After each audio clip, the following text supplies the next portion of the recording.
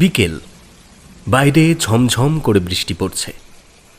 আমি আর কিশোরী যথারীতি তারানাথের মটলেনের বাড়িতে বসে সদ্য ধোঁয়া ওঠা ফুলুরিতে কামড় বসাচ্ছি। তারানাথও ফুলুরি শেষ করে বেগুনিতে একটা কামড় দিয়ে বলল, আমি এক প্রকার জানতাম তোমরা আজ আসবে। এই সমস্ত বৃষ্টির দিনে গল্প শোনার নেশা একবার যাদের হয়েছে তাদের পক্ষে সব দিনে বাড়িতে বসে থাকা প্রায় অসম্ভব। গল্প বলেন কি? আপনার তো সব সত্যি ঘটনা। তারানাথ তান্ত্রিকের বানিয়ে গল্প বলার প্রয়োজন নেই। আমি এতদিন যা যা তোমাদের শুনিয়ে এসেছি সবই সত্যি ঘটনা, এক বর্ণ মিথ্যে নেই তাতে। একটু রেগে গিয়েই বলল তারানাথ। তার রাগ কমতেই আমি বললাম, তা কেন? বিশ্বাসী যদি না করি তাহলে প্রত্যেকবার আসি কেন? কিশোরীর কথা ছাড়ুন তো, ও এরকম বলেই থাকে। আমার কথা শুনে তারানাথ হাসল, তারপর বলল, তোমরা বিশ্বাস করলে কি না করলে তাতে আমার বয়েই গেল। যেসব ঘটনা আমি আমার নিজের চোখে প্রত্যক্ষ করেছি তার সত্যাসত্য কি তোমাদের বিশ্বাসের উপর নির্ভর করবে? তবে তোমরা আসলে আমার ভালো লাগে। আমার বয়স হয়েছে, চোখের জ্যোতিও কমে এসেছে। এককালে এই চোখ দিয়ে দেখে মানুষের জন্ম মৃত্যু পর্যন্ত বলে দিয়েছি। আর আজ সময়ের করাল গ্রাস, বুঝলে, মানুষের থেকে সমস্ত কিছুই কেড়ে নেয় এক এক করে। এই দেখো না, 3 দিন ধরে কোনো খদ্দের আসেনি। এখন ভাবি, বুঝলে, যৌবনের শুরুতে যদি তখনই এই জ্যোতিষচর্চা কুণ্ডলী বিচার নিয়ে না পড়ে প্রকৃত সাধনা করতাম তাহলে জীবনটা আজ কত অন্যরকমই না হতো। তারানাথের জীবনের বহু ঘটনাই আমরা তারানাথের মুখ থেকে এর আগে শুনেছি। তার ছোটবেলায় জরাসুরের কবলে পড়া, যৌবনে ঘর ছেড়ে পথে বেরিয়ে পড়া, তারপর মহাডামর তন্ত্রে সিদ্ধ মাতু পাগলির সঙ্গে সাক্ষাৎ, শেষমেশ অসমাপ্ত সব সাধনা এবং যোগিনী মধুসুন্দরী দেবীর থেকে কিছু বিশেষ ক্ষমতার প্রাপ্তি। এই সমস্ত রোমহর্ষক ঘটনাই তারানাথের মুখ থেকে আমাদের শোনা। আজকের খাওয়া দাওয়ার পর্ব শেষ হওয়ার পরই একটা পাসিং শোয়ের প্যাকেট তারানাথের দিকে এগিয়ে দিয়ে বললাম, আজ তাহলে কিছু শোনান। এমন একটা বিশুদ্ধ গল্পের পরিবেশ নষ্ট হতে দেওয়া যায় না। তারানাথ একটা সিগারেট মৌজ করে টান দিতে দিতে বলল, কত ঘটনার কথাই তো তোমাদের বলেছি, আজ কি নিয়ে শুনতে চাও বলো। কিশোরী বলল, আপনাদের ওই তন্ত্রমন্ত্রের ডাকিনী যোগিনীদের ব্যাপারে তো অনেকের কাছ থেকে অনেক কিছু শুনি। যোগিনীদের ব্যাপারে তো আপনার কাছ থেকে অনেক কিছু জেনেছি।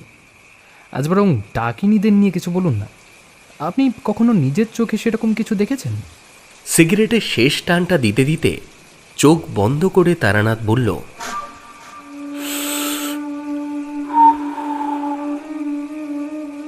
ডাকিনি কেন দেখব না, নিশ্চয়ই দেখেছি। আমার জীবনের প্রথম সব সাধনা সময়ই তো তাদের দেখেছিলাম। তারা একই সঙ্গে ভয়ঙ্কর আবার ছলনাময়ী। পথ না জানলে তাদের হাত থেকে নিস্তারের উপায় নেই। তবে ডাকিনী বললেই আমার প্রথম মনে পড়ে বজ্র ডাকিনীর কথা। আমার জীবনের সব থেকে ভয়ঙ্কর অভিজ্ঞতাগুলির মধ্যে একটা হলো সেই বজ্র ডাকিনীর সাক্ষাৎ পাওয়া। ওহ, সে কি ঘটনা! জীবনে ভোলার নয়। সে এক মায়ার রাজ্য। সে রাজ্যে একবার প্রবেশ করলে কোনো পুরুষের রক্ষে নেই।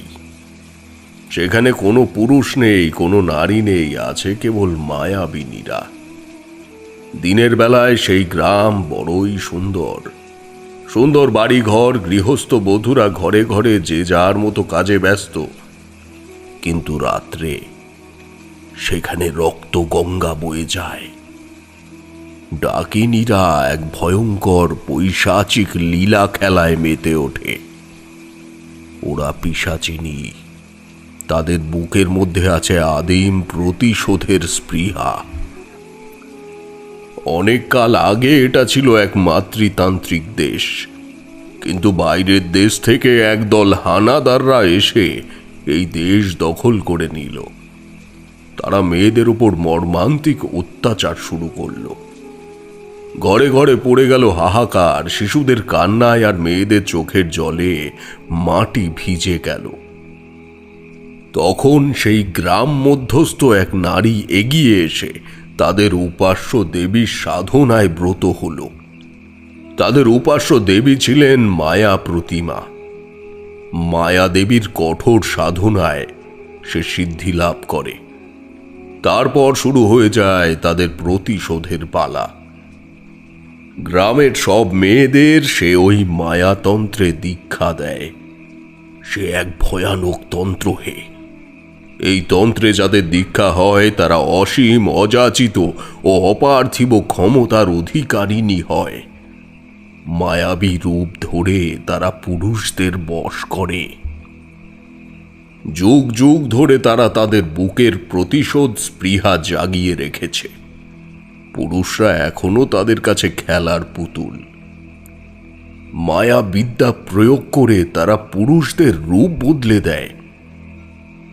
হ্যাঁ, এখনো সেই ভয়ঙ্কর রাজ্যে গেলে দেখা যায় দলে দলে ভেড়া, ছাগল ঘুরে বেড়াচ্ছে, অসহায় তাদের দৃষ্টি। আসলে তারা কিন্তু ভেড়া বা ছাগল নয়। কারা তারা? মানুষ, মানুষ, হ্যাঁ হ্যাঁ, তারা মানুষ। মায়াবিনীরা তাদের বশ করে ভেড়া বানিয়ে দিয়েছে। একদিন তারা যে পুরুষের হাতে অত্যাচারিত হয়েছিল, সেই অত্যাচার তারা ভোলেনি। যুগ যুগ ধরে পুরুষের ওপর তারা প্রতিশোধ নিয়ে চলেছে। সেই হানাদারদের সব কটাকে তারা ভেড়া বানিয়ে রেখেছিল। তারপর তাদের মুন্ড ছিঁড়ে রক্ত নদী বইয়ে সেই নদীতে স্নান করেছিল। ঠোঁটে জিভে রক্ত লাগিয়ে সেই রক্তের নোনতা স্বাদ উপভোগ করেছিল তারা। এই মায়ারাজ্যে ঘরে ঘরে এখনো তন্ত্র সাধনা হয়। রাত্রিতে শোনা যায় মায়াবিদ্যার সাধনার মন্ত্র। অমাবস্যার রাতে তাদের শক্তি বৃদ্ধি পায়। প্রতি অমাবস্যায় তারা ভেড়া, ছাগল বলি দেয়। আসলে তারা মহাদেবের 64 যোগিনীকে তুষ্ট করে রাখে তাদের সাধনার দ্বারা। তাই তাদের দরকার হয় পুরুষ মানুষ। পুরুষ মানুষদেরই তারা মায়া বলে ভেড়া বানিয়ে বলি দেয়। আষাঢ় মাসে সতীমা যখন রজস্বলা হয়ে পড়েন, তখন এই মায়াবিনী নারীদের আরো শক্তি বৃদ্ধি ঘটে।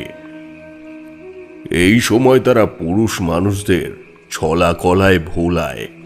অচেনা অজানা পুরুষরা এই মায়াবিনীদের ফাঁদে পড়ে যায়। তাই তো সাবধান, ডাকিনীরা আজও আছে। কোনো শক্তি তাদের দমন করতে পারেনি। তারা আছে সেই পাহাড় ঘেরা এক দেশে, মায়া রাজ্যে। দৈব কৃপা ছাড়া এদের হাত থেকে কেউ বাঁচে না। আমিও বাঁচতাম না যদি না। যাই হোক, তোমাদের একটু খুলে বলি। কামাখ্যার মন্দির হলো 51 সতীপীঠের একটি পীঠ। সতীর দেহত্যাগের পর শিব যখন তাণ্ডব নৃত্য করছেন সতীকে কাঁধে নিয়ে, বিষ্ণু দেখলেন এই তাণ্ডবের ফলে পৃথিবী ধ্বংস হয়ে যেতে পারে। তাই তিনি সুদর্শন চক্র দিয়ে সতীর দেহটা টুকরো টুকরো করে দিলেন। সতীর দেহের বিভিন্ন অংশ ছড়িয়ে পড়ল বিভিন্ন জায়গায়। তাই জায়গায় জায়গায় সতীপীঠ গড়ে উঠল। আর কামাখ্যায় পড়ল মায়ের যোনি স্থান। তাই কামাখ্যাকে যোনি পীঠও বলা হয়। এই মন্দিরে কোনো দেবী মূর্তি নেই। আছে যোনি আকৃতির একটি পাথর। সৃষ্টির প্রতীক এই যোনি। পুরুষ ও প্রকৃতির মিলনে এই স্থান থেকেই নতুন প্রাণের সৃষ্টি হয়। কিন্তু অম্বুবাচীর সময় সতীমা রজস্বলা হয়ে পড়েন, তাই এটা তার বিশ্রামের সময়। এই সময় যে কোনো রকমের শুভ কার্য নিষিদ্ধ। 4 দিনের দিন সব পরিষ্কার পরিচ্ছন্ন করে নতুন করে পুজো হয়। এই কামাখ্যায় একবার আমি গিয়ে পড়েছিলাম। যে সময়ের কথা বলছি তখন আমার অল্প বয়স। কি করে তন্ত্র সাধনায় সিদ্ধি লাভ করব সে উদ্দেশ্যেই এদিক ওদিক ঘুরে বেড়াতাম। কিছুটা ক্ষমতা তখন পেয়েছিলাম কয়েকজন সদ্গুরুর কাছের থেকে। সেই ক্ষমতা থেকেই বিপদগ্রস্ত মানুষকে তাবিজ কবজ দিচ্ছিলাম। আস্তে আস্তে আমার নাম ছড়িয়ে পড়ল চারিদিকে। আমার অবস্থান তখন আমার গ্রামের বাড়ি অর্থাৎ রামজয়পুর। এমত অবস্থায় এমন কিছু ঘটনা ঘটতে শুরু করলো যে আমার কামাখ্যায় যাওয়ার ইচ্ছেটা হঠাৎ তীব্র হয়ে উঠল। যেমন তোমাদের আগেই বললাম, পসার তখন কিছু জমেছে আমার বাড়িতে। এমন এমন সমস্যা নিয়ে মহিলারা আসতে শুরু করলো যা অতি বেদনাদায়ক। সকলের সমস্যাই একই, হয় কারো সন্তান হচ্ছে না অথবা গর্ভে সন্তান এলেও তা নষ্ট হয়ে যাচ্ছে। মেয়েদের কান্নাকাটি দেখে আমার খুবই কষ্ট হতো। কিন্তু সন্তান আসা বা না আসাটা তো শুধু মহিলাদের ওপরে নির্ভর করে না। কিন্তু আমাদের সমাজ যে বড়ই নিষ্ঠুর, তারা খুঁজে খুঁজে সেই মহিলাকেই বন্ধা বলে দাগিয়ে দেয়। এমনকি শুধু তাই নয়, কোনো পবিত্র অনুষ্ঠানে তাকে নেওয়া হতো না। এইসব মেয়েদের চোখে জল দেখে আমার ভারী কষ্ট হতো। আমি ঠিক করলাম আমি এমন এক কবচ তৈরি করব যাতে মেয়েদের চোখের জল মুছে ফেলা সম্ভব হয়। আসলে আমি তখন এসব ক্ষেত্রে যে সকল কবচ তৈরি করতাম তা স্বামী স্ত্রী উভয়কেই ধারণ করতে হতো। কিন্তু বেশিরভাগ ক্ষেত্রেই স্বামীরা এসবের ধার ধারত না অথবা আচার বিচারের পালন করত না। তাই আমি 100% সফল হতে পারতাম না সব ক্ষেত্রে। সেই সময় এক সাধুর থেকে কামাখ্যার কথা শুনি। তোমাদের আগেই বলেছি, কামাখ্যা হলো আদি শক্তির প্রতীক। উর্বর জমি যেমন মানুষের জন্য ফসল ফলায়, ঠিক তেমনি এই যোনিস্থান নবজাতককে জন্ম দেয়। সন্তানহীন মেয়েদের উদ্দেশ্যে সাধনা করবার জন্যে আদর্শ স্থান হলো এই যোনিপীঠ। সতীমা যখন রজস্বলা হন সে সময় ব্রহ্মপুত্র নদের জল লাল হয়ে ওঠে, শুনেছ? সেই পবিত্র জলে এক টুকরো কাপড় ভিজিয়ে এনে এবং সতীমায়ের পূজিত ফুল দিয়ে কবচ তৈরি করতে পারলে সন্তানহীন মেয়েদের মুখে হাসি ফোটানো যেতে পারে। কিন্তু সেই সাধু একই সাথে বারবার আমায় সাবধান করে দিয়ে বলল, কামাখ্যা ভয়ঙ্কর ডাকিনী বিদ্যার জায়গা। সেখানে যাওয়া যায় কিন্তু ফিরে আসা সহজ কাজ নয়।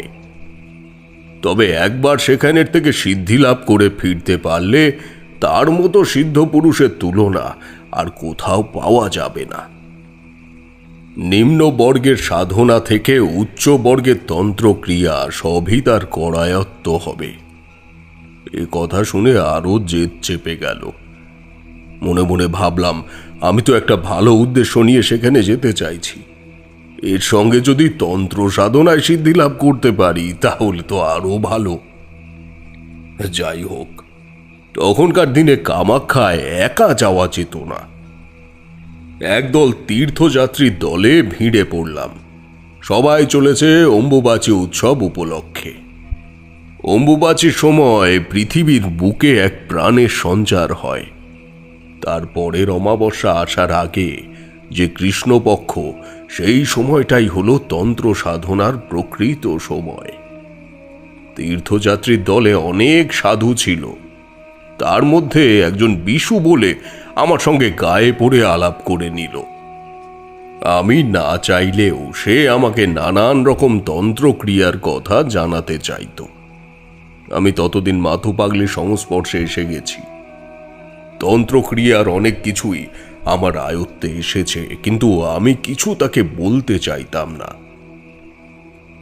একদিন আমার শরীরটা একটু খারাপ হলো। ভোরবেলা ঘুম ভাঙতে একটু দেরি হয়ে গেল।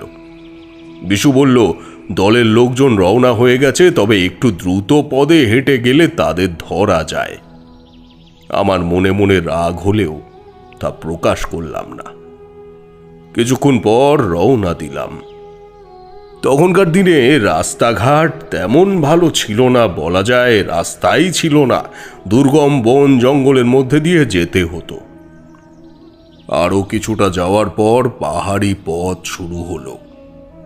পথ নির্জন, কোনো লোকজন নেই। মাঝে মাঝে লাল শালুর তৈরি পতাকা মাটিতে পোঁতা। সেগুলো দেখে ভাবলাম ঠিক পথেই যাচ্ছি। আগের তীর্থযাত্রীরা এই পতাকা পুঁতে গেছে, কিন্তু কিছু দূর যাওয়ার পর অদ্ভুত এক জায়গায় গিয়ে পৌঁছালাম, বুঝলে।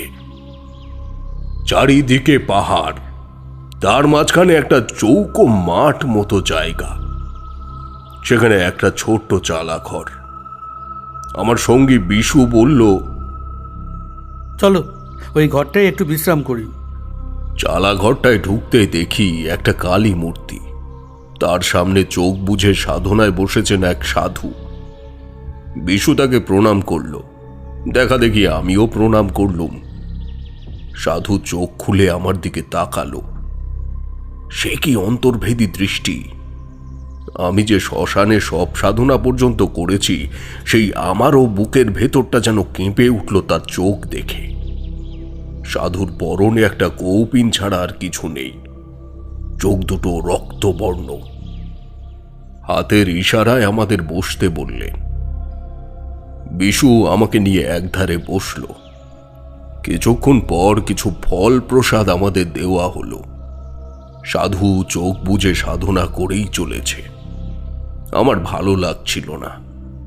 বিশুকে চুপিসারে সে কথা বলতে সে বলল, এই বেলা আমরা এইখানে বিশ্রাম করব। বিশু উঠে রান্নার জোগাড়ে চলে গেল। আমিও উঠে গিয়ে জায়গাটা দেখতে লাগলাম। জায়গাটা পাহাড়ের উপরে একটা সমতল স্থান। একদিকে জঙ্গল, একদিকে খাদ, আর অন্যদিকে খাঁড়া পাহাড়। এই নির্জন জায়গা সাধনার উপযুক্তই বটে, কিন্তু আমার মনে নানা দুশ্চিন্তা হচ্ছিল। বিশুর আচার আচরণ কেমন যেন সন্দেহজনক। ও হঠাৎ আমাকে এখানে নিয়ে এলোই কেন? আর এই সাধু বাবাকেও সে চেনে মনে হচ্ছে। এ কথা আমায় আগে বলেনি কেন? আমরা ঠিক পথে যাচ্ছি তো, নাকি পথভ্রষ্ট হয়েছি? দুপুরে খাওয়ার পর সঙ্গীকে তাড়া লাগালাম। এই নির্জন স্থানে রাত হয়ে গেলে চলা মুশকিল হবে। কিন্তু সাধু বাবা গম্ভীর স্বরে বলে উঠল, আজ তোমাদের যাওয়া হবে না। আমি অনুমতি না দিলে এখান থেকে যেতে পারবে না। আমি কালী সাধক। আজ রাত্রে কালী পূজা হবে, আর বিশেষ যাগযজ্ঞ হবে, বুঝেছ? সর্বনাশ! এখানে আমাকে আটকে রাখতে চায় নাকি? মনে পড়ে গেল সেই সাধুর কথা। কামাখ্যায় যাওয়ার পথে অনেক বাঁধা, সেই বাঁধা অতিক্রম করে খুব কম জনই সেখানে পৌঁছতে পারে। এখানে এই কাপালিকের দৃষ্টিটা আমার প্রথম থেকেই ভালো লাগেনি। কাপালিকই একে বলবো, মনে হয় এই গুপ্ত স্থানে বসে কোনো গুপ্ত অপবিদ্যা সাধনা করছে। কি মতলবের? আমি চেঁচিয়ে উঠলাম, কোন সাহসে আমাকে এখানে আটকে রেখেছো তুমি? কে তুমি? কি মতলব তোমার?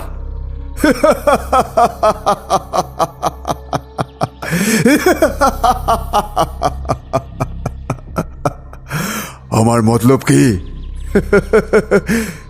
তা একটু পরেই জানতে পারবি। রাত হোক।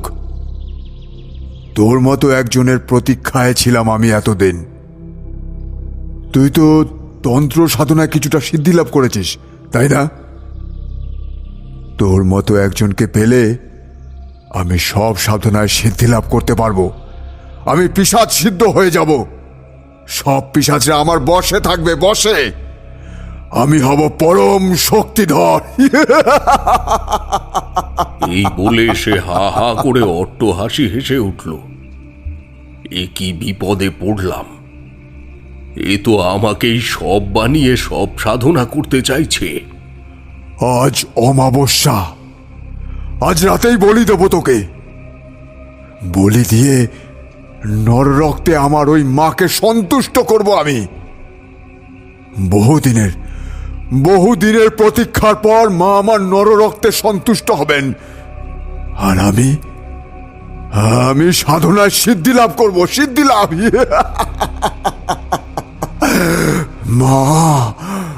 মা তুমি আর একটু অপেক্ষা করো মা, আর একটু। আমি তীব্র দৃষ্টিতে তার দিকে তাকালাম, কিন্তু কোনো কাজ হলো না। সে বলল, আমি জানি তোর মতন মানুষ কামাখ্যা গিয়ে সাধনা করলে সর্বশক্তিমান হয়ে যায়। তাই তোকে আমি কামাখ্যা যেতে দেব না, আমার সাধনার পথে তোকে বাধা হতে দেব না। তাই আজ রাতেই তোকে আমি বলি দেব। হ্যাঁ, আজ রাতেই। আমার মাথায় তখন রক্ত উঠে গেছে। আমি ছুটে যেতেই সাধু আর বিশু মিলে আমাকে ধরে একটা বাঁশের খুঁটির সঙ্গে বেঁধে ফেলল। আমার সঙ্গে একটা ঝোলা ছিল, তাতে তন্ত্রক্রিয়ার কিছু সামগ্রী ছিল, তার দ্বারা দেহবন্ধন আমি করতে পারতাম, কিন্তু ঝোলা থেকে সেগুলো বের করার সুযোগ পেলাম না। আমি মনে মনে মহামৃত্যুঞ্জয় মন্ত্র জপ করতে লাগলাম। একটু পরে সাধু আর বিশু কারণ বাড়ি সেবন করতে শুরু করল। সাধু কালী মায়ের মূর্তির সামনে বসে জোরে জোরে মন্ত্র উচ্চারণ করতে লাগলো। পরক্ষণে বিশু আমাকেও জোর করে কিছু একটা গিলাতে এলো। আমি থু থু করে ফেলে দিলাম। একটু পরেই আমার বলি হবে, তার আয়োজন চলছে আমারই চোখের সামনে। সে যে কি ভয়ঙ্কর অবস্থা তোমাদের কি বলবো। আমি চোখ বুজে মনের সব শক্তি একত্রিত করতে লাগলাম।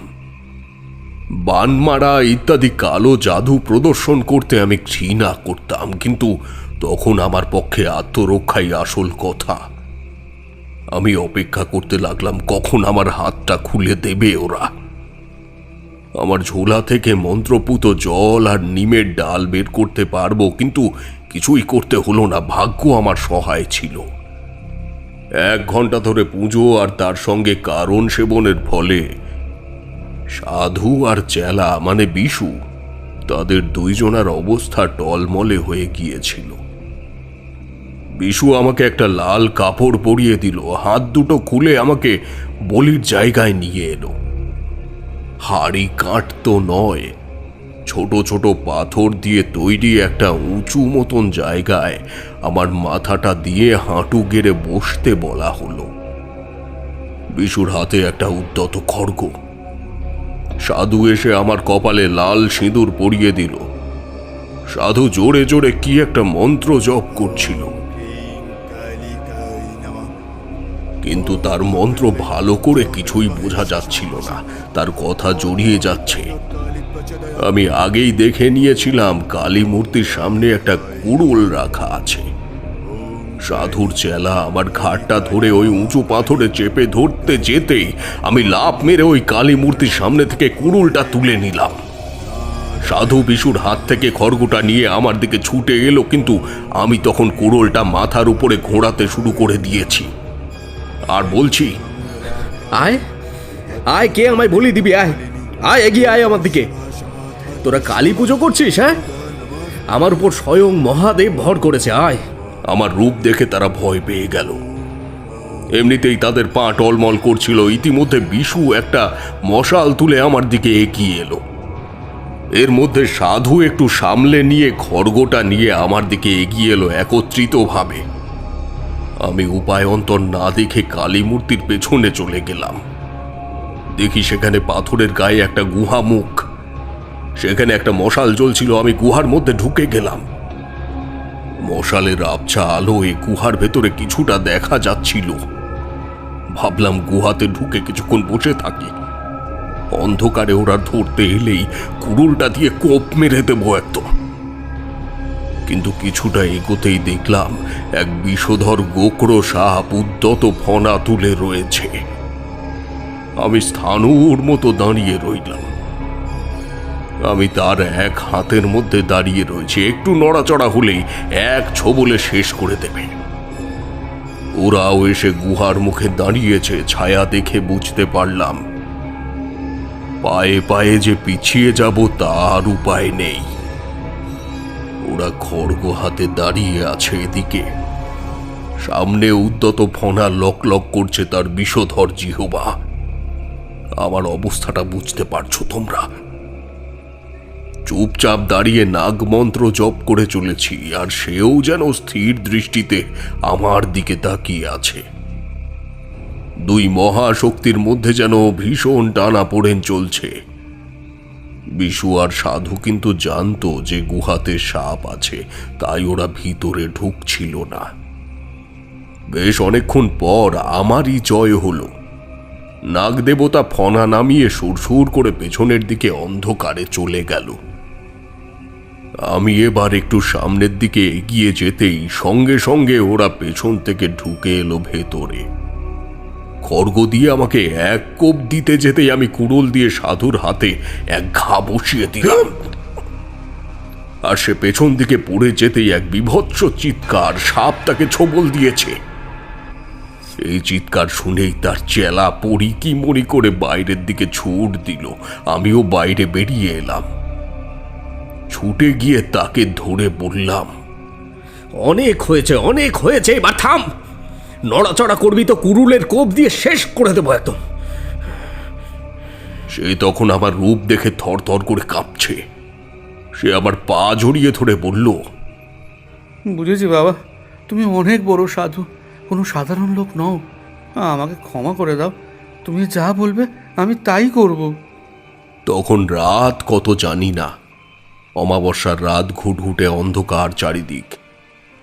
কালী মূর্তির সামনে একটা প্রদীপ জ্বলছিল। বিশুকে উঠে বসতে বললুম। খুবই ক্লান্ত লাগছিল। নিস্তব্ধ রাত্রিতে মাঝে মাঝে রাত চড়া পাখির আওয়াজ পাওয়া যাচ্ছিল। শেয়ালের ডাকও শোনা যাচ্ছিল পাশের জঙ্গল থেকে। বিশুকে বললাম কাঠকুটো জোগাড় করে একটু আগুন জ্বালিয়ে দিতে। সে আগুন জ্বালিয়ে দিল। তারপরে আমার পা ধুইয়ে দিয়ে সেই জল মুখে দিয়ে বলল, তোমার সঙ্গে নাও বাবা, না বুঝে অনেক অনাচার করেছি।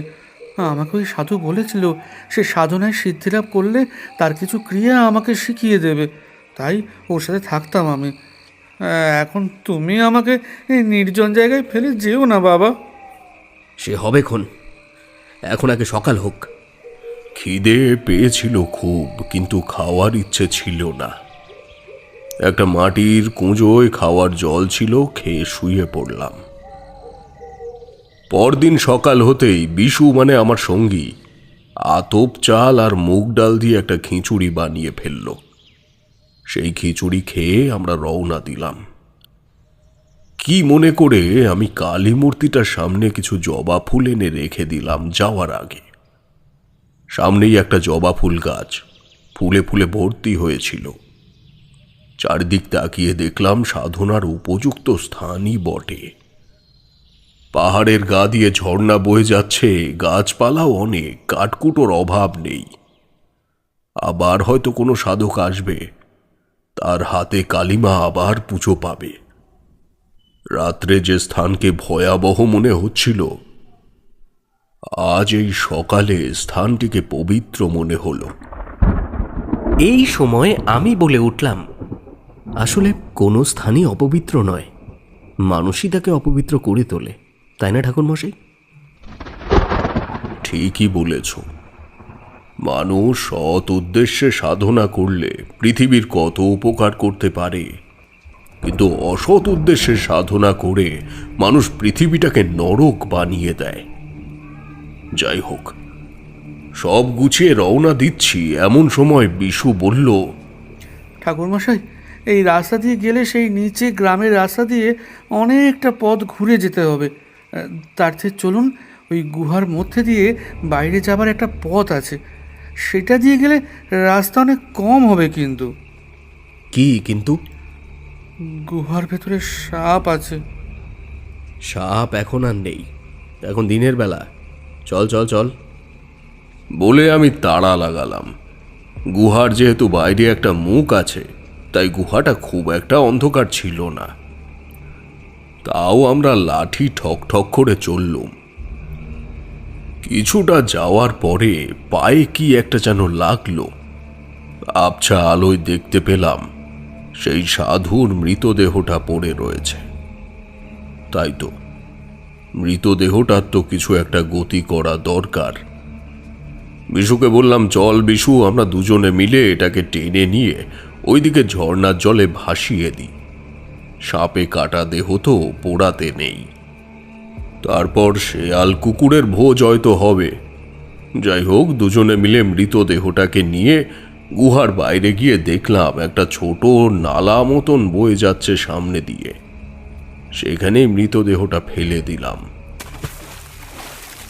মনে মনে ভাবলাম, নিয়তিকে কেউ এড়াতে পারে না। কালকে যে সব সাধনা করতে চাইতো, সে নিজেই আজ সব দেহ হয়ে গেছে। ওই নালার জলেই স্নান সেরে নিলাম। বিশু অনেক কথা বকবক করতে করতে চলল আমার সাথে। তার কাজই ছিল ওই সাধুর কাছে মানুষকে ধরে নিয়ে আসা। কিন্তু সব মানুষ সাধনার উপযুক্ত হয় না, তাই সাধু বাবার সাধনা পূর্ণ হয়নি। জঙ্গলের মধ্যে দিয়ে সরু পায়ে হাঁটা পথ প্রায় 2 দিন ধরে চলার পর নীলাচল পাহাড় দেখা গেল। সেখানেই কামাখ্যা দেবীর মন্দির। শোনা যায় দেবীর যোনি স্থান যখন এখানে পড়েছিল, তখন এখানে ছিল ঘন জঙ্গল। তারপর কামদেব এই পাহাড়টাকে একটা মন্দিরের রূপ দেন, তাই এই জায়গার নাম কামরূপ। তারপরে অনেক রাজরাজরার ইতিহাস এই মন্দিরের সাথে জড়িয়ে আছে। নানা কারণে আমাদের পথে দেরি হয়ে যাওয়ার জন্য আমরা যেদিন মন্দিরের সামনে এসে পৌঁছালাম, সেই দিনই মন্দির বন্ধ হয়ে গেল, অর্থাৎ অম্বুবাচী লেগে গেল।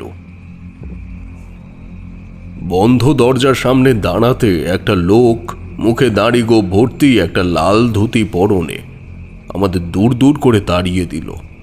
যা যা, চলে যা, চলে যা, এখন মন্দিরে ত্রিসীমানা আসবি না, যা যা যা। মনটা খারাপ হয়ে গেল। কোথায় যাব ভাবছি, দেখি লোকটা পিছু পিছু আসছে। এই সময় কামাখ্যায় অনেক তান্ত্রিকের আবির্ভাব হয়। তবে চারিদিকে তাকিয়ে দেখলাম বেশিরভাগই অঘরীদের আড্ডা। এই অঘরীদের আড্ডায় আমার তন্ত্র সাধনা চলবে না। ব্রহ্মপুত্রের ধারে একটা নির্জন জায়গা বাঁচতে হবে সাধনার জন্য। এই 3টে দিন সাধনার উপযুক্ত সময়, তারপর আবার মন্দির খুললে আবার অন্য সাধনায় বসব। কিন্তু এ কটা দিন থাকবো কোথায়, এ কথা ভাবছি, এমন সময় ওই লোকটা যেন ঘাড়ের ওপর এসে মুখ বাড়িয়ে বলল, থাকার জায়গা খুঁজছিস? চল আমার সাথে। অচেনা অজানা জায়গা যাওয়া কি উচিত হবে, এ কথা ভাবছি। বিশু ফিসফিসিয়ে বলল, চলো না এর সাথে, দেখি না কোথায় নিয়ে তোলে। তেমন হলে পালিয়ে যাব। এ তো বেটা ছেলে, মেয়ে মানুষ তো নয়। কামাখ্যায় মেয়ে মানুষ ডাকলে কখনো যেতে নেই। চলো। কোথায় তোমার বাড়ি? হয়তো ওইদিকে। তো সাধনার জায়গা আমি ঠিক করে দেব, নাহলে জায়গা পাবি না, তান্ত্রিকদের ভিড়ে হারিয়ে যাবি। আমরা চড়লাম তার সাথে। তখনও তো বুঝিনি এক অঘরীর পাল্লাতে পড়েছি আমরা। তার বাড়িতে গিয়ে উঠলুম। কিছু মূল্য তার হাতে ধরে দিতে সে রাতের খাবারের ব্যবস্থা করে দিল। একটা ঘরে একটা চৌকি ছিল, চৌকির ওপরে আমি শুলাম। বিশু শুলো মেঝেতে বিছানা করে। খুব ক্লান্ত ছিলাম, শুয়ে পড়লাম। ঠিক করলাম রাত্রি দ্বীপ্রহরের পর সাধনার জায়গায় যাব। ঘুমিয়ে পড়েছিলাম, কিন্তু হঠাৎ কিসের একটা অমঙ্গল সূচক শব্দে ঘুমটা ভেঙে গেল। দেখি এক অপূর্ব সুন্দর নারী মূর্তি আমার সামনে দাঁড়িয়ে আছে। সারা গায়ে অলঙ্কারে ভূষিতা, সূক্ষ্ম বস্ত্রাদি পরিহিত সেই নারী মূর্তি পায়ের নুপুরের ছমছম শব্দ তুলে আমার দিকে এগিয়ে এলো। আমি উঠে বসলাম। কে এই মোহময়ী নারী? দু চোখে তীব্র আদিম আহ্বান। এক মুহূর্তের জন্য আমার সারা শরীর যেন অবশ হয়ে এলো। সে আমার সামনে এসে বসল, আমার বুকের উপরে হাত রাখলো। এসো এসো আমার কাছে। না না না না, কে তুমি? তুমি কে? আমি ছিটকে সরে গেলাম। কে এই নারী? বুঝতে পারছি এই নারী মায়াবী। আমি এখানে সাধনা করতে এসেছি, এই নারী আমায় সাধনার পথ থেকে সরিয়ে দিতে চায়। এ সময় স্ত্রী সংসর্গ করবার মানেই অকালে মৃত্যুর আহ্বান করা। আমি চিৎকার করে বলে উঠলাম, চলে যাও, চলে যাও আমার সামনে থেকে, চলে যাও, চলে যাও, চলে যাও, চলে যাও আমার সামনে থেকে, চলে যাও। সে নারী ঝটকা দিয়ে দাঁড়িয়ে পড়ল। তার সারা শরীরের অলংকার যেন ঝমঝম করে শব্দ করে উঠল।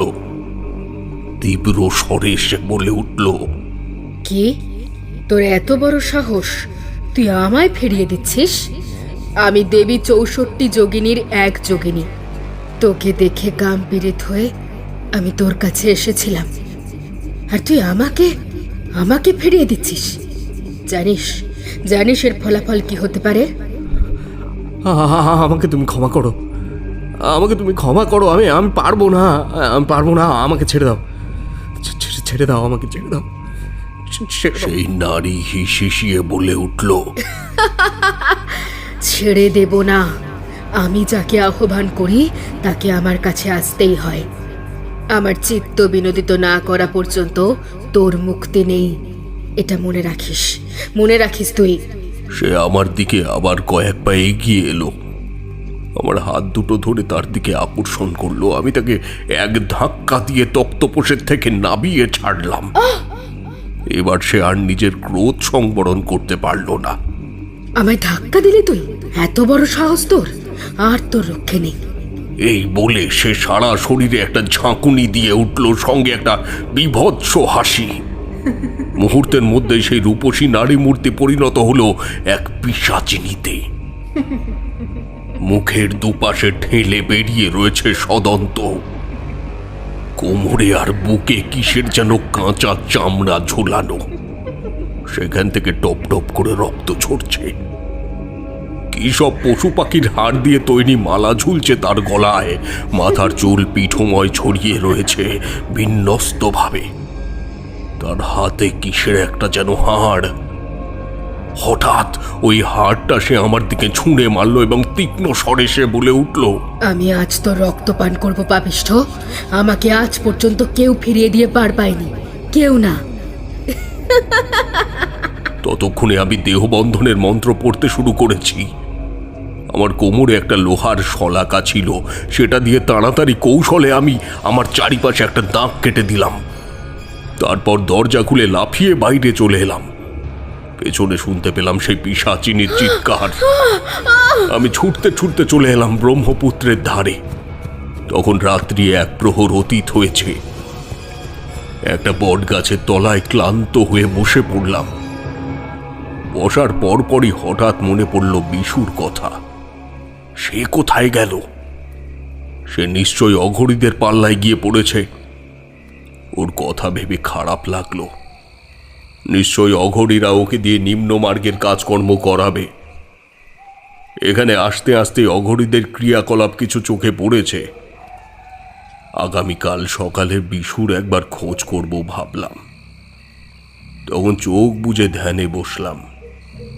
কিছুক্ষণ পর একটা পিন ফোটার মতন যন্ত্রণা অনুভব করলাম কপালের ঠিক মাঝখানটায়। চোখ খুলে দেখি ঠিক আমার চোখের সামনেই একটা লোক এসে দাঁড়িয়েছে। মুখময় গোঁফ দাড়ির জঙ্গল, ডান হাতে একটা কোনো প্রাণীর হাড়। তাই দিয়েই আমার কপালে আঘাত করছে বলেই ওই যন্ত্রণা আমি অনুভব করছি। আমি তাকাতেই হি হি করে হাসতে লাগলো মানুষটি। তার হাতে কচু পাতায় কি যেন রয়েছে। সে বলল, মাংস খাবে? খা খা। সে আমার মুখে কিছু একটা ঠেসে দিতে এলো। কাঁচা মাংসের গন্ধ নাকে এসে লাগলো। রেগে উঠলাম আমি। বুঝলাম এই সবই আমার সাধনাকে ভঙ্গ করবার প্রচেষ্টা। লোকটা চোখের দিকে তাকিয়ে থাকলাম কিছুক্ষণ। লোকটা কি দেখলো কে জানে, ছুটে পালিয়ে গেল। মনটা বিরক্তিতে ভরে গেল। এইসব উৎপাত সহ্য করতেই হবে। 3 প্রহর রাত কেটে গেছে। আস্তে আস্তে ভোর হয়ে গেল। চোখ পড়ল ব্রহ্মপুত্র নদের দিকে। উদিত সূর্যের আলোয় দেখলাম নদের জলের রং লাল হয়ে রয়েছে। মায়ের যোনি নিঃসৃত রক্ত ব্রহ্মপুত্রের জলের সাথে মিশেছে। প্রকৃতির কি আশ্চর্য লীলা ভাবতে পারছ? এখন এই জলকে স্পর্শ করাই যাবে না। মনে পড়ে গেল রাতের সেই নারীর কথা। আমি যে দাগ কেটে দিয়ে এসেছিলাম তার ক্রিয়া 24 ঘন্টা পর শেষ হয়ে যাবে। তারপর ওই যোগিনী কি আমায় ছাড়বে? বিশুর কথাও মনে হলো। সে তো আমার ঘরেই শুয়েছিল। কোথায় গেল? তাকে খুঁজে বের করতে হবে। কোথায় আর যাবে?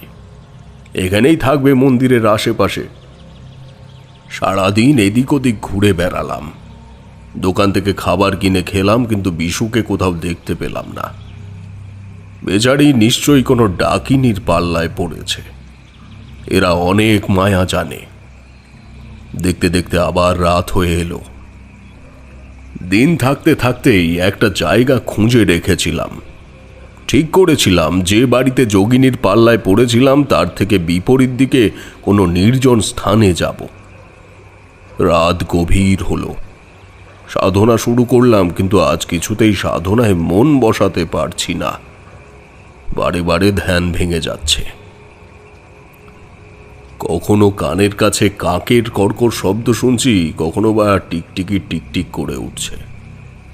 হঠাৎ মেঘ গর্জন করে বৃষ্টি এসে গেল। তারপরে একটানা ঝমঝম শব্দ। চোখ খুলে ফেললাম। দেখি সেই নারী মূর্তি আমার সামনে দাঁড়িয়ে। আজ তার অন্য রূপ। রক্তবর্ণের বস্ত্র পরনে, মাথার চুল চূড়া করে বাঁধা, হাতে পায়ে গলায় রুদ্রাক্ষের মালা, হাতে এক গোছা ঘুঙুর। সেইটার থেকেই আওয়াজ করছিল এতক্ষণ। আমি তাকাতেই সে নৃত্যের নানা মুদ্রা দেখাতে শুরু করলো। তার 2 চোখে এক তীব্র জ্যোতি। আমি তাকিয়ে থাকতে পারলাম না। চোখ বুজে ফেললাম। বুঝতে পারলাম সে আমাকে বশ করবার চেষ্টা করছে। সে আমার পাশে এসে বসল। আমার কাঁধে হাত দিয়ে ফিসফিস করে বলল, কিরে, কি ভেবেছিলিস দূরে বসে সাধনা করলে আমার হাত থেকে রক্ষা পাবি? কিন্তু আমার হাত থেকে তো মুক্তি নেই তোর। আয় আয়। আমি এক ঝটকায় তার হাতটা আমার কাঁধ থেকে ফেলে দিতে চাইলাম, কিন্তু আমার শরীরে যেন একটা বিদ্যুতের শিহরণ বয়ে গেল। সেই নারী যেন কি এক আকর্ষণে টেনে রেখেছে আমাকে। নিজেকে মুক্ত করতে চাইছি, কিন্তু পারছি না। সে যেন কি এক ভীষণ শক্তিতে তার নিজের দিকে আমাকে টানছে। আয় আয়, চলে আয় আমার কাছে, না হলে তোর মুক্তি নেই। আমার হাত থেকে তুই রেহাই পাবি না। আমি কামপিশাচি। আমার কামনা পূর্ণ না হলে কারোর রেহাই নেই, মূর্খ সাধক। এই বলে সে আমায় তার অমোঘ আকর্ষণে বশীভূত করতে চাইছিল। তৎক্ষণাৎ আমি আমার ঝোলার থেকে কালো বিড়ালের হাড় আর শকুনের বৃষ্ঠার বর্ষ ছিল তা বার করে ছড়িয়ে দিলাম। সামনে একটা কালো মেঘ তৈরি হলো, আর সেই নারী মূর্তি ঢাকা পড়ে গেল তাতে। আর আমি ছুট লাগালাম। জানতাম এই মেঘ বেশিক্ষণ স্থায়ী হবে না, তার আগেই আমাকে পালাতে হবে। পেছনে তার চিৎকার শুনতে পাচ্ছিলাম। কোথায় পালাবি? পারবি না, পারবি না পালাতে। আমি আসছি, আমি এক্ষুনি আসছি। পিছন ফিরে দেখলাম একটা কালো ছায়া যেন আমার পিছনে ছুটে আসছে। খুব দ্রুত গতিতেই আসছে। ছায়াটা আমার কাছাকাছি এসে গেল। ছুটতে ছুটতে আমি তখন হাঁপিয়ে গেছি। কোথায় যাব? সেই ছায়াটা আস্তে আস্তে হালকা হয়ে আসছে। এক পিশাচির রূপ বেরিয়ে পড়ল। মুখ দিয়ে একটা ধোঁয়া বেরোচ্ছে, একটা অদ্ভুত জান্তব আওয়াজ তার মুখে। আর বুঝি রক্ষে নেই। আমি কোনো উপায় না দেখে ব্রহ্মপুত্রের জলে নেমে গেলাম। জানতাম সে জলে নামতে পারবো না। সে যেন কেমন ছটপট করে উঠল, মুখ দিয়ে হিসিস করে সাপের মতো আওয়াজ বেরোচ্ছে। আমি একটু জল নিয়ে তার দিকে ছুঁড়ে দিতেই সে মরণ চিৎকার করে উঠল। চলে গেল, চলে গেল। তুই বাঁচবি না, মরবি, মরবি, মরবি। তখনকার মতো বাঁচলাম, কিন্তু আমার মনটা খারাপ হয়ে গেল। এ কি করলাম? এই সময় ব্রহ্মপুত্রের জল স্পর্শ করে ফেললাম। আমি পাপ করে ফেলেছি। কি করে পাপ মুক্ত হব? মনে পড়ে গেল ঝোলার মধ্যে পবিত্র গঙ্গা জল রয়েছে। সেই জল নিয়ে গায়ে মাথায় ছিটিয়ে দিলাম, কিন্তু কিছুতেই সুস্থ হতে পারছিলাম না। কোথায় যাব, কি করব ভেবেই পারছিলাম না। হঠাৎ কানের কাছে কে যেন বলে উঠল, পালা পালা পালা পালা এখান থেকে, নাহলে মরবি।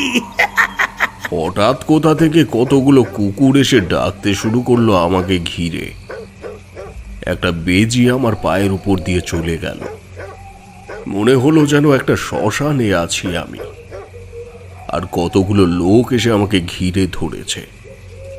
তারা সকলেই সামনের একটা পথের দিকে আঙুল দেখিয়ে বলছে, যা, চলে যা, ওই পথে চলে যা, বাঁচতে চাস তো পালা। সে এক ভয়ানক পরিবেশ, বুঝলে। হঠাৎ একটা কালো কুচকুচে বিড়াল আমার সামনে এসে লাফিয়ে পড়ল।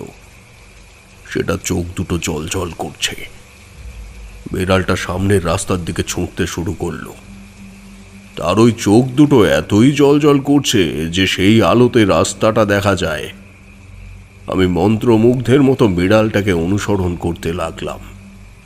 তারপরে আর কিচ্ছু মনে নেই আমার। সকালে চোখে আলো এসে লাগতে দেখলাম একটা মাঠের মধ্যে একটা চালা ঘরে শুয়ে আছি। চারিদিকে সবুজ ধান খেয়ে, দূরে দেখা যাচ্ছে ছোট ছোট বাড়ি, অনেকগুলো ছোট পুকুর। সরু পায়ে হাঁটা পথ গ্রামের দিকে চলে গেছে। আমাদের দেশের 8-5টা গ্রামের সঙ্গে এই গ্রামের কোনো তফাৎ নেই। ভালো লাগছিল চারিদিকে সবুজ সমারোহ দেখে। সামনে একটা পুকুরে নেমে হাত মুখ ধুয়ে নিলাম, কিন্তু বুঝতে পারছিলাম না এখানে আমি কি করে এলাম। কাল রাতে কি ঘটেছিল কিছুই ভালো করে মনে পড়ছিল না। শুধু একটা ভয়ানক কিছু ঘটেছিল তাই মনে হচ্ছিল বারংবার। সেই ভয়ানক কিছুর পর এই দূরে দূরে পাহাড় আর তার মাঝখানে গ্রামের শান্ত রূপটা দেখে মনে যেন একটা প্রশান্তি অনুভব করছিলাম। কিন্তু তখন বুঝতে পারিনি সবই মায়া। এক মায়া রাজ্যে এসে পড়েছি আমি। মায়া? হ্যাঁ, মায়া। তবে তোমরা অবশ্য বিশ্বাস করবে কিনা জানি না। গ্রামটা যেন ছিল ছবির মতো সুন্দর। ভাবলাম একটু ঘুরে দেখি। একটু এগিয়ে গিয়ে বাড়িঘর যেখানে আছে সেই রাস্তায় ঢুকলাম।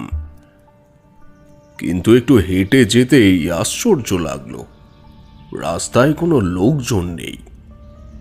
আরো এগোলাম, দেখলাম মাঠে কারা যেন কাজ করছে। দেখি সব মহিলা। তারা আমাকে দেখে হাসতে শুরু করলো। আমার একটু কেমন লাগলো। ছোট গ্রাম, একদম শেষ অবধি চলে গেলাম। দেখি একটা পুকুরে কতগুলি মহিলা বাসন মাজছে। তারাও আমাকে দেখে হেসে উঠল। আমার অদ্ভুত লাগছিল, পুরুষ শূন্য গ্রাম কেন? একটা বাড়ির দালানে কতগুলো লোক, শিশুকে দেখলাম, তারাও সবাই বালিকা। আর একটা জিনিস দেখে অবাক হলাম, প্রতিটি ঘরে কালো রং দিয়ে কি সব অদ্ভুত চিহ্ন আঁকা রয়েছে। গ্রামে কোনো ঘরে কোনো তুলসী গাছ নেই, বেশিরভাগ বাড়ির সামনে একটা কালো বেড়াল শুয়ে রয়েছে। মনে পড়ে গেল, হ্যাঁ, কাল রাত্রে একটা কালো বিড়ালের পিছু পিছু আমি এই গ্রামে চলে এসেছি। গ্রামের শেষ বাড়িটার পর একটা মাঠ শুরু হয়েছে, মাঠে কতগুলো ছাগল ভেড়া ঘুরে বেড়ায়। আমি সেদিকে তাকাতেই সেগুলো যেন সমস্বরে ডেকে উঠল। এর মধ্যে একটা ভেড়া আমার দিকে ছুটে এসে আমার পায়ে মাথা ঘষতে লাগলো। ফিরবো কিনা ভাবছি, এমন সময় শেষ বাড়িটা থেকে একটি মেয়ে বেরিয়ে এসে আমায় বলল, কি দেখছো গো? এসো, বসো এখানে। তুমি আমাদের অতিথি, একটু জল টল খাও। একেবারেই খুব সাধারণ চেহারা বধূটির, যেন একজন গৃহস্থ ঘরের বধূ অতিথি আপ্যায়ন করছে। কোনো সন্দেহের অবকাশ নেই। বধূটি ঘর থেকে মাটির সরাই করে ফল আর মাটির গ্লাসে একটু দুধ নিয়ে এলো। আমি একটু অস্বস্তি লাগলেও খেয়ে নিলাম, কারণ কদিন ধরেই খাওয়া দাওয়াটা ঠিক জুটছিল না। শরীর ও মনের ওপর খুব চাপ যাচ্ছিল। আমি বধূটিকে জিজ্ঞেস করলাম, তোমাদের ঘরে কাউকে দেখছি না যে, সব কোথায়? আমি এই কথা জিজ্ঞেস করতেই বাইরের খুঁটিতে একটা কালো রঙের ছাগল বাঁধা ছিল, সেটা যেন গলা চিঁড়ে চেঁচিয়ে উঠল। আর বধূটি এমনভাবে ছাগলটার দিকে তাকালো, সেটা চুপ করে গেল। আমি আবার জিজ্ঞেস করলাম, এখানে কোনো বাড়িতেই কোনো লোক দেখছি না। তোমাদের সব স্বামীরা কি সবাই বাইরে কাজ করতে গেছে? না না, বাইরে যাবে কেন? সব তো এখানেই আছে, ওই তো। বলে সে ওই মাঠটার দিকে আঙুল তুলে দেখালো, যেখানে অনেকগুলো ভেড়া চড়ছিল। আমি কিছু বুঝতে পারলাম না, কিন্তু মুখে কিছু বললামও না। খাবার শেষ করে উঠতে চাইলে সে বললে, এখনই যাবে কি? তুমি তো আমাদের অতিথি, দুপুরে তোমার জন্য ভালো মন্দ রান্না হবে, এখন বিশ্রাম করো। কিন্তু আমার তাড়া ছিল। যে উদ্দেশ্যে আমি কামাখ্যায় এসেছি তাও তো এখনো হলো না। অম্বুবাচী শেষ হয়ে গেল, আমার কাজের কাজ কিছুই হলো না, কিন্তু বউটা দুধের সাথে কি মিশিয়ে দিয়েছিল কে জানে। আমি ঘুমে ঢলে পড়লাম।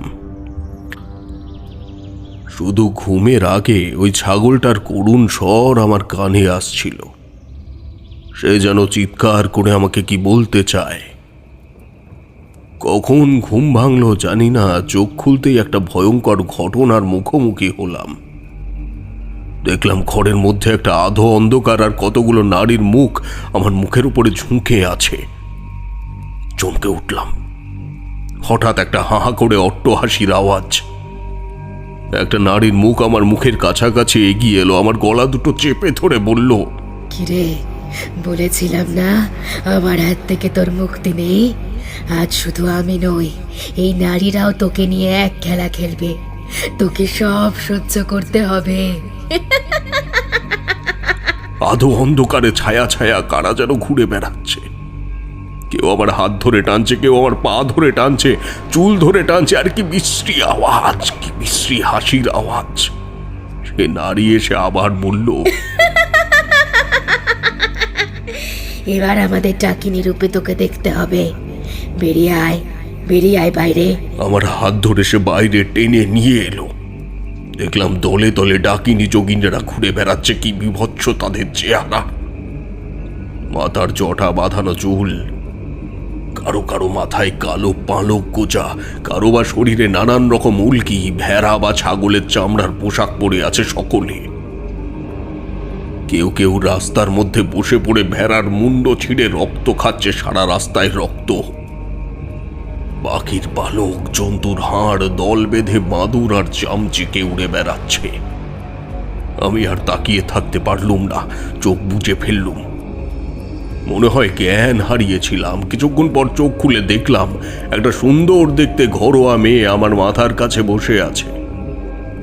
আমি উঠে বসতে সে আমার পা মুছিয়ে দিল তার আঁচল দিয়ে। আমি বুঝতে পারলাম আবার আমাকে মায়ার ফাঁদে ফেলা হচ্ছে। এক্ষুনি এখান থেকে আমাকে পালাতে হবে, কিন্তু এবার আর আমি জোর জবরদস্তি করলাম না। আমি ওই মেয়েটার সাথে কিছুটা অভিনয় করলাম।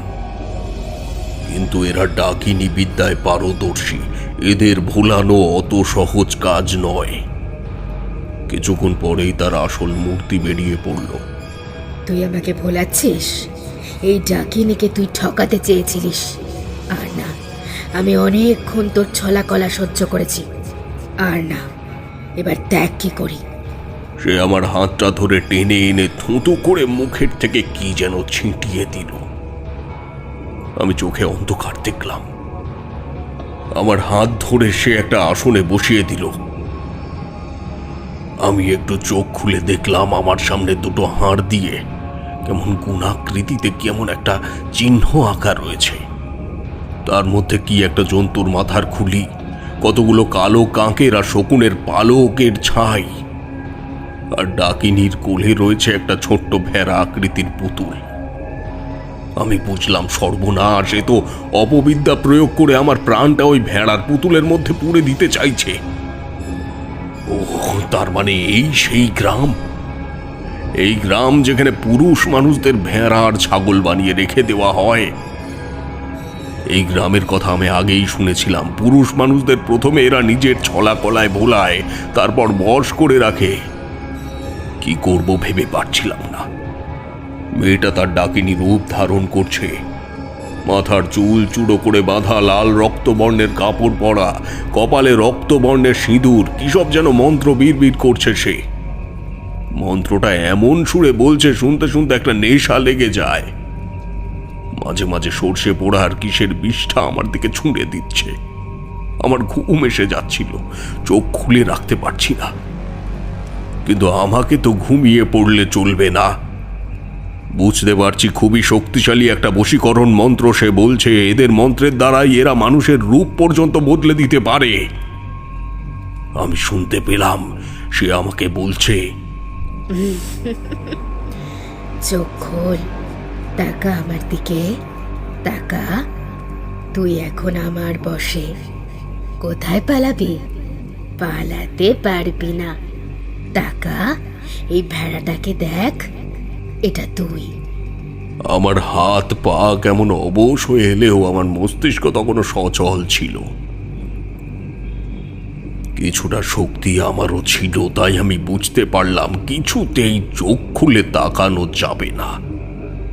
কিন্তু এই অবস্থা থেকে বের হব কি করে?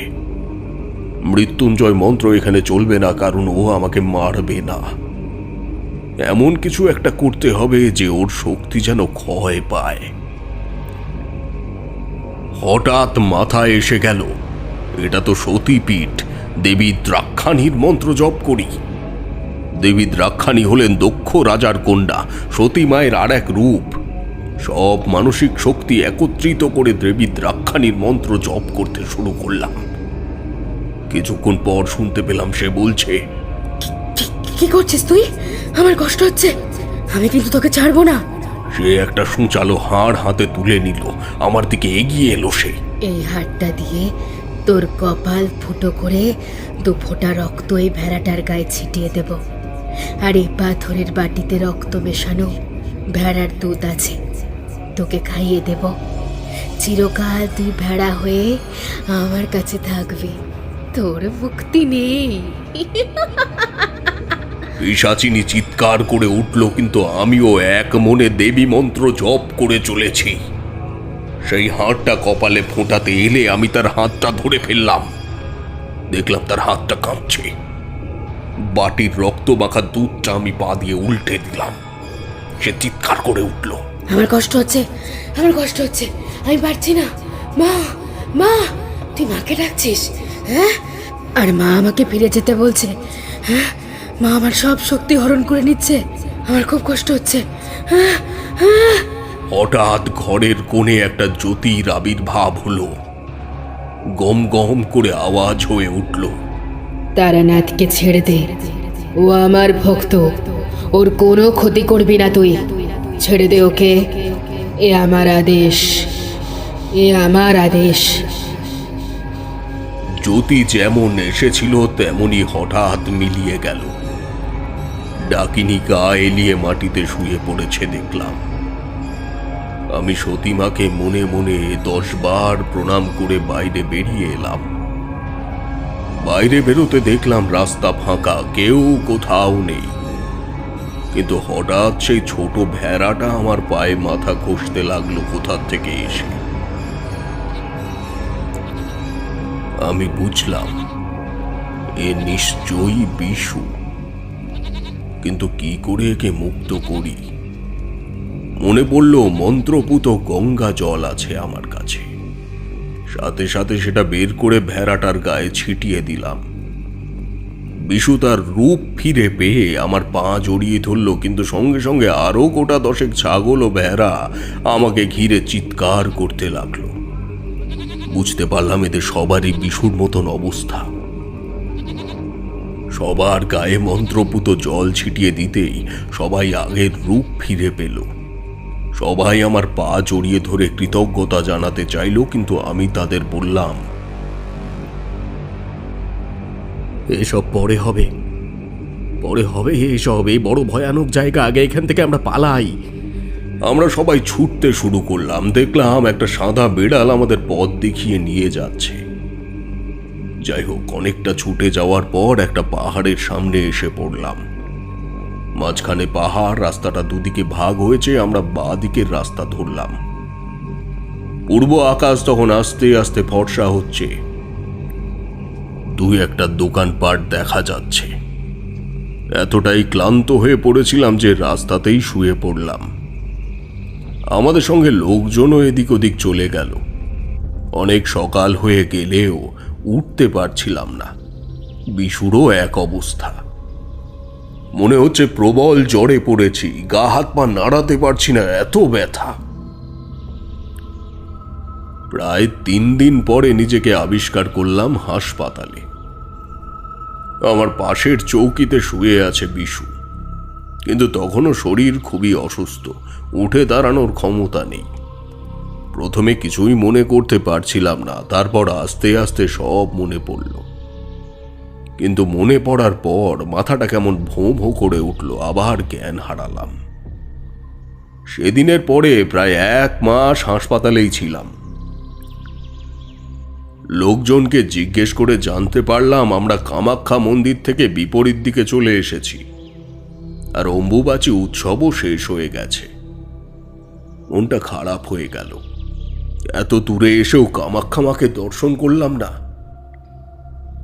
অম্বুবাচীর পর মায়ের যে রক্তবস্ত্র বিতরণ করা হয় তাও সংগ্রহ করা হলো না। সন্তানহারা মেয়েদের জন্য যে কবচ তৈরি করতে চাইছিলাম আমি, তাতে ওই রক্তবস্ত্র দরকার ছিল। রক্তবস্ত্রর ব্যাপারটা জানো তো? তোমাদের তো আগেই বলেছি, সতীপীঠের এক পীঠ হলো কামাখ্যা। এখানে মায়ের যোনি স্থান পড়েছিল, এখানে যোনি পূজা হয়।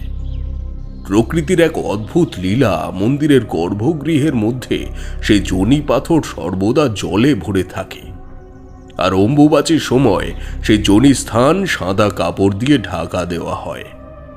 দেখা যায় ওই কাপড় লাল হয়ে গেছে। ওই কাপড় টুকরো করে বিতরণ করা হয়।